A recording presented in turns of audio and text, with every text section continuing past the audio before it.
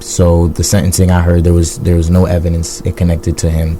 The witnesses all falsified their statements, and now recently they recanted their statements as well. I've actually viewed one of the recanted statements, and there was no involvement with Charles at all. And I'm just wondering, how has doing this campaign, not just for Charles but for everybody, how has it inspired you? How have you been able to keep up with this?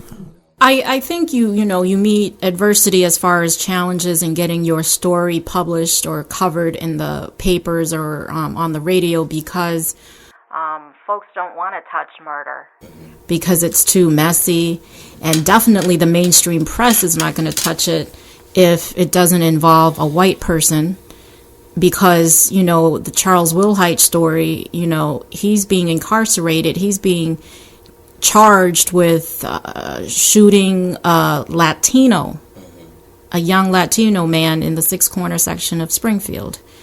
Low income, none of the family members have resources, none of the family members have the type of influence and power, in the structures, in the systems, in the institutions.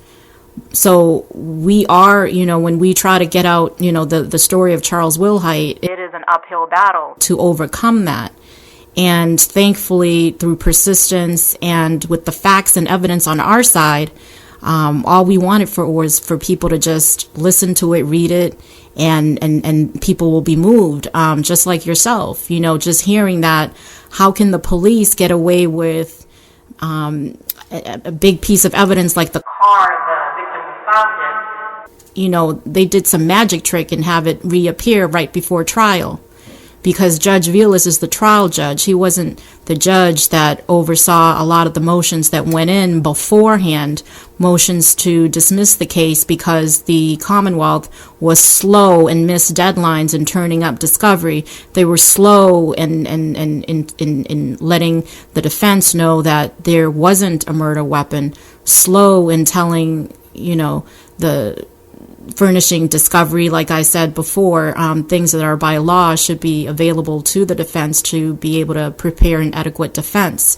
So when you lose something like a car that's in your evidence, and then you hear about evidence being destroyed, allegedly, around, for example, cell phone footage of police brutality involving Michael Ververis, you don't get surprised anymore because you sat through the trial, you read the discovery, you saw the police work, you saw a police officer take the stand in the Charles Whilhite trial and say, yeah, I let go somebody that tested positive for gunshot residue, both hands, front and back.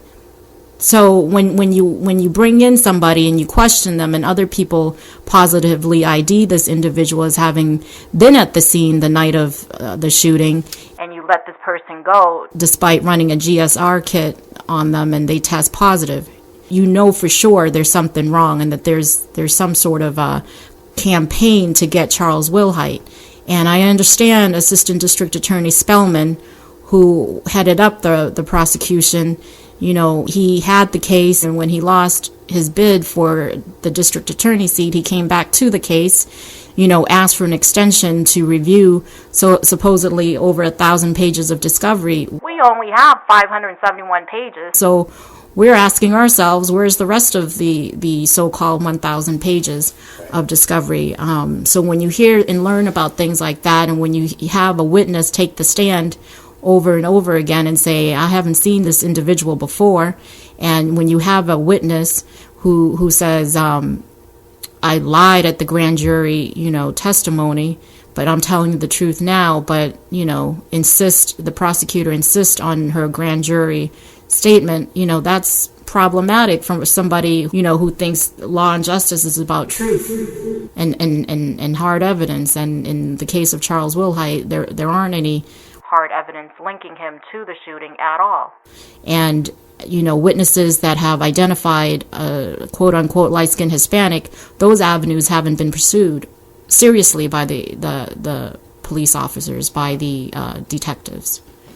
And those witnesses were able to take the stand, but unfortunately a jury was responsible for rendering the verdict that they did. And as far as the jury is concerned, we're also concerned that a jury member got beat up, a Puerto Rican man who... Now, I heard about that one. Yeah, he got beat up over outside of a gas station, and he was afraid to come back to the trial. Right. So on a Friday night, right after the jury had the case to deliberate on, it's Friday night, everybody gets to go home, and they might have spent maybe an hour or so after lunchtime to review the case before court recessed. And supposedly that evening he got beaten up, and by Monday morning he was late showing up for further deliberations, delaying, the jury from continuing. And the judge, asked him, what was going on, and he had told the judge that he didn't feel comfortable serving as a juror. He had a black eye, obviously, that was visible to everyone. And he said it was two white men, and they hurled racial slurs at him as well. And like I said, he is a Latino jury member that had to step down, and he was replaced by a white juror who delivered a guilty verdict in a very short time after that. Right. And this trial happened in November 2010, and so it dragged on through, Thanksgiving. People had Thanksgiving off, but I think, jury members were anxious to get going, get home. We had an elderly woman serving, and she was nodding on and off at the proceedings. So, I want to speak back to, I think it's normal, and folks should do research before they come to a conclusion. So definitely look up www.justiceforcharles.org. Justice for Charles, all one word, FOR. And you can see the discovery. You can read the affidavits, because our philosophy is, we need to be upfront and transparent about what we're working with, and people can judge for themselves and read for themselves what we're talking about, because we're not creating these facts. These are in the trial transcripts, which is also online. These are in the affidavits, that talk about testimony being recanted. And these also involve, pressure by certain, members of the community that's supposed to serve and protect us. And that's why, we want to send out the message to the new district attorney, who's not so new anymore, is, who's policing the police? Who can normal people, regular individuals, young people go to when the police are the ones that are harassing them? So where do you go?